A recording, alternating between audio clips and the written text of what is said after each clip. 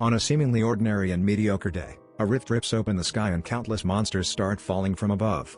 The main character, Yi Tianxing, survived the 7 days of cataclysm along with his sisters and the others by relying on his innate third eyes. Immediately, a myriad of planets appear out of nowhere and start combining with Earth, converging into a giant planet. At this point, the Earth has opened a new chapter, the Eternal Kingdom. The heavens have changed, and the lust and obsession of the gods are flooding the world, overflowing from the heavens.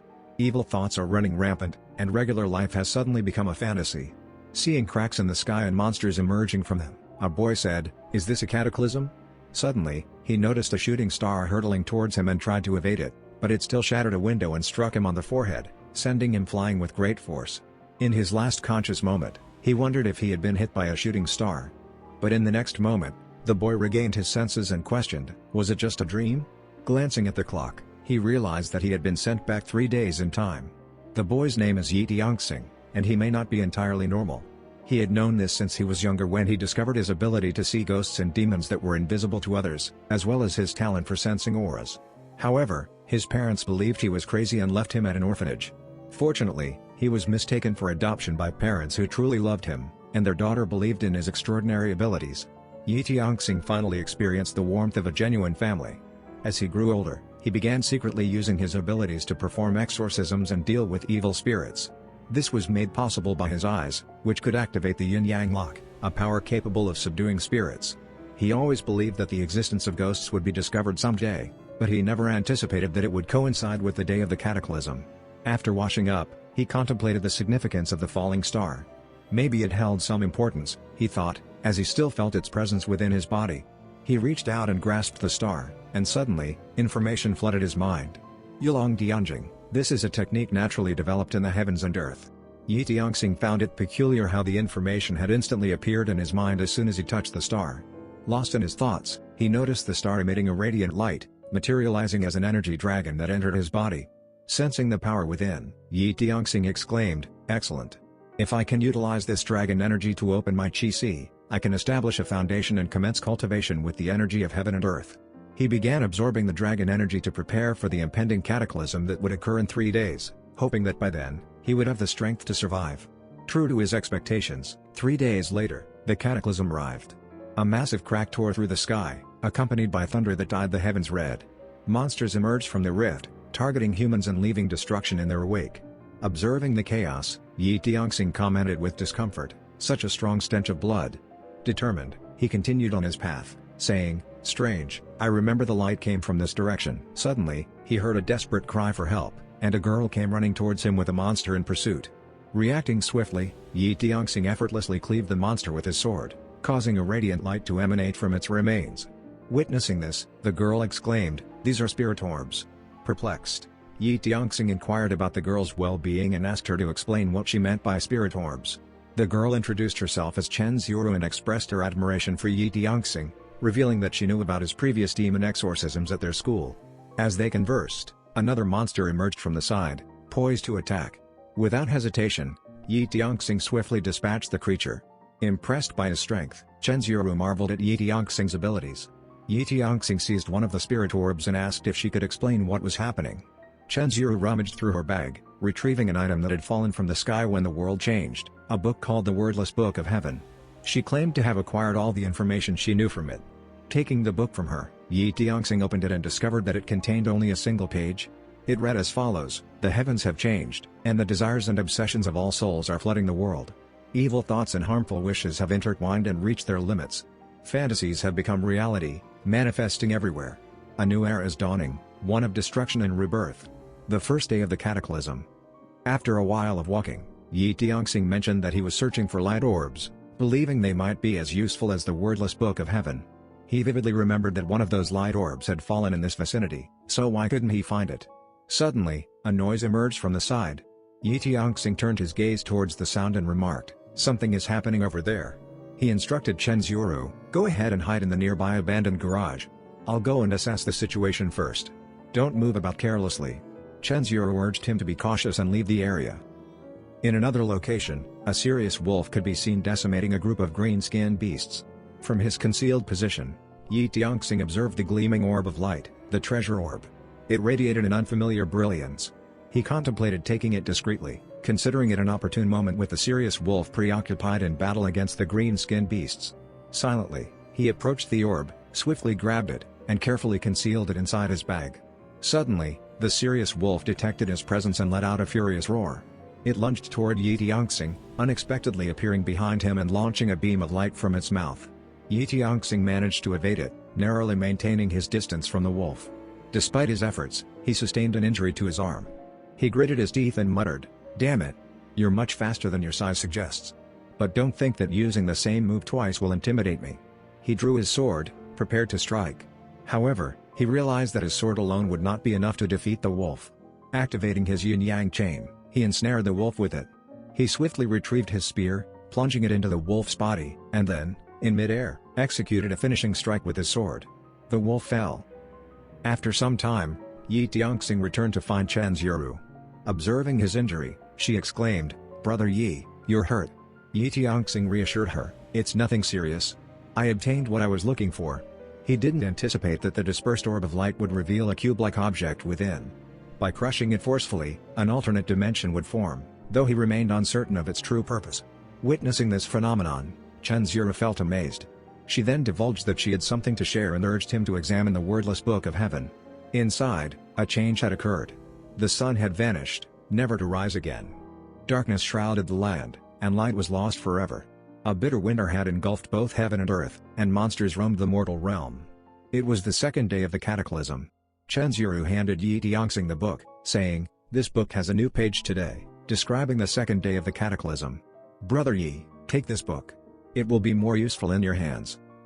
Yi Tianxing questioned her decision, recognizing the wordless book as a unique treasure. Chen Zhiru bravely responded, expressing her desire to survive and her inability to do so alone. Realizing the difficulties she must have faced in this world, Yi Tianxing agreed to let her accompany him. He continued, "Then let's seize this chance to go home while there are still no monsters around. My sister is there, and we can take care of each other." They departed from the scene, setting their course for home. After a while, Yi Tianxing knocked on the door, calling out, "Ziyan, open up. I'm home."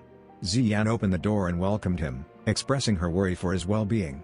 Concerned about his injured arm, she asked, "Are you injured?"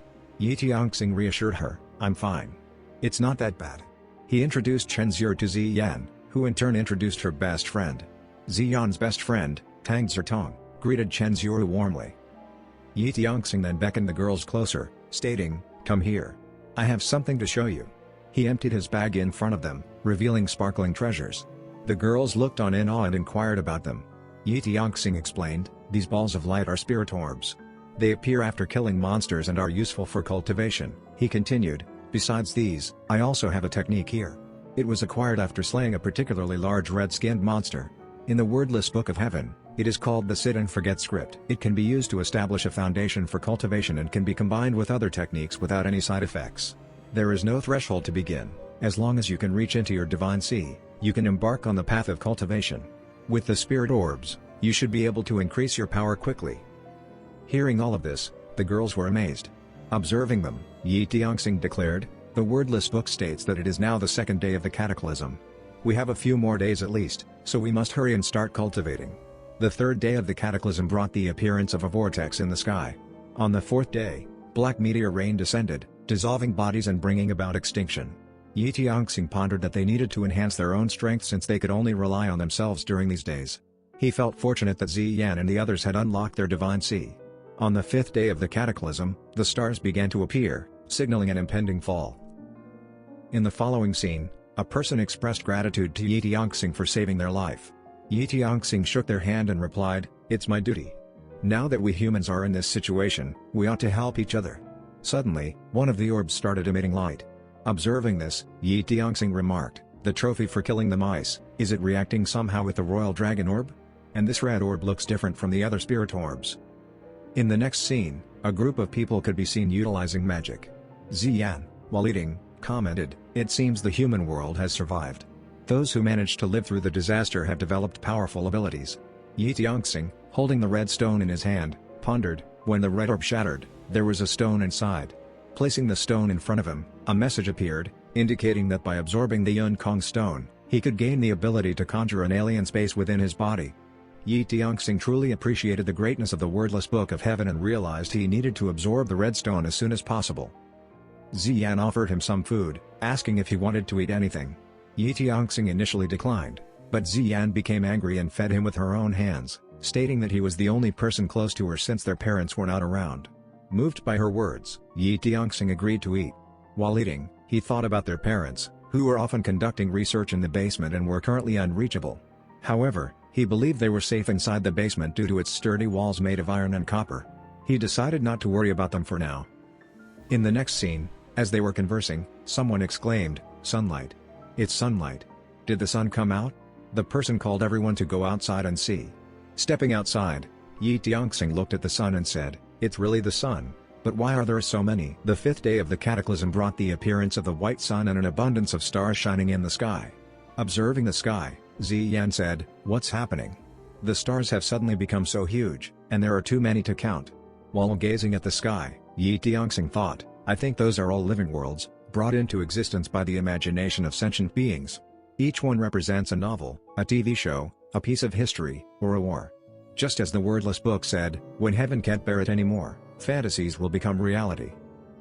Suddenly, everyone lost control of their bodies and started floating. Yi Tianxing urgently called out to awaken Ziyan. After waking up, Ziyan exclaimed, questioning how they ended up in the sky. Chen Zuri shouted, "Yi, look at the wordless Book of Heaven." Hearing this, Yi Tianxing quickly summoned the book, thinking to himself, "Luckily, I had absorbed the Yun Kong stone earlier." He opened the book and, if he was understanding it correctly, it meant that the survivors of the disaster would be rewarded by the heavens and earth. Suddenly, Tang Zertong pointed at something and shouted, "Look! Something is falling from the sky." Everyone turned their gaze toward the sky and witnessed a crack forming with objects emitting light emerging from it. Yi Tianxing quickly exclaimed, "This is the reward promised by the wordless Book of Heaven. A real treasure. Hurry, grab as much as you can." Some people had already managed to seize a few treasures. Observing the situation, Yi Tianxing realized he couldn't be slow and activated his yin-yang chains. After days of practice, the number of his yin-yang chains had increased to 5, each one consisting of 81 links. Commanding his chains, Yi Tianxing began capturing most of these peculiar treasures and stored them in the space opened by the Yun Kong stone. He aimed to gather as many treasures as possible before the crack closed, as it had been gradually closing since the moment the treasures started falling. Continuing to fill his space with treasures, everyone sensed a sudden inability to move. Tang Zertong, looking up, exclaimed, "Everyone, look! The planets seem to be getting bigger. Are they swelling up?" Observing the sky, Yi Tianxing responded, "No, they're not swelling. They're coming closer." As the final day of the cataclysm, the fusion of talents, is about to begin. Looking towards the cracks, Yi Tianxing calmly stated, "Don't panic. God has a plan in all of this. We have acquired so many treasures. Let's focus on cultivating them first. Every step forward is progress." They began their cultivation journey. Closing his eyes, Yi Tianxing examined his body and realized he had awakened his dantian, granting him the ability to cultivate precious herbs and plants, a spiritual field. He summoned his space and started scattering seeds on the spiritual field, thinking to himself, although we only have about a third of the land now, it can be continuously cultivated and expanded. In the future, this will become one of our greatest assets, with endless benefits. He poured rainwater, rich in the energy of the earth, onto the field. Together with the spiritual land, the seeds grew at an astonishing rate compared to outside. He decided to keep this secret hidden from the outside world, considering it a trump card for critical moments. Suddenly, Yi Tianxing felt a disturbance and snapped back to reality, asking, "What happened?" Ziyan pointed at something and exclaimed, "Brother, look at those planets in the sky." Yi Tianxing gazed up and was shocked to witness planets accelerating and crashing into the earth. Countless planets crashed and were absorbed into it.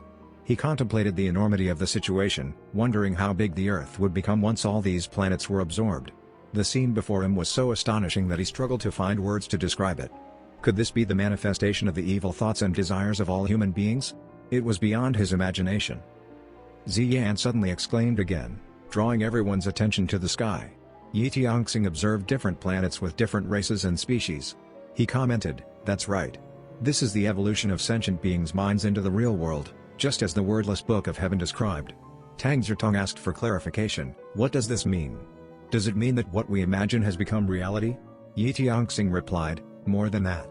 Each planet represents a world, including the previous worlds of different dynasties and ancient civilizations. Even the legendary immortal worlds and top sects.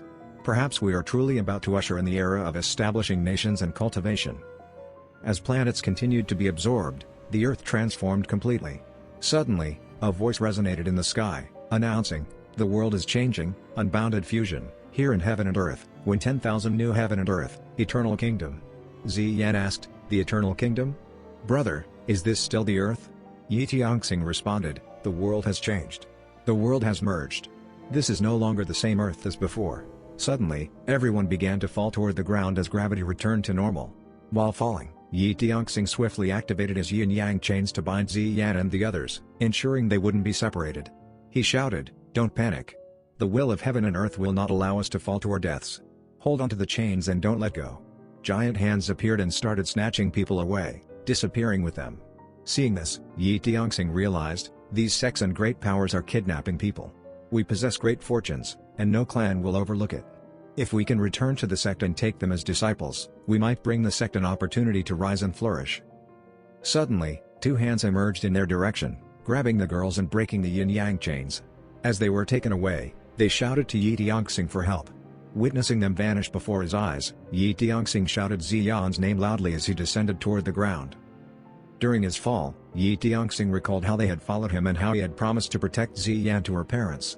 She had worked hard to integrate him into their family, which had deeply touched his heart. Now, he could only watch as she disappeared from his sight. He swore through gritted teeth, "What a mighty sect, what great power. If in the future I find out they treated them poorly, I will not let it go. Even if they are a great power, I will annihilate them. Even if they are an immortal sect, I will slaughter them. Sooner or later, the great powers will bow down before me, and the immortal sects will tremble at my feet. The people will celebrate me, and the gods will bow to me." As he fell to the ground. And this is how the first part of this manhwa ends. Well, guys, if you liked this video and want a part 2, comment below with the word part 2.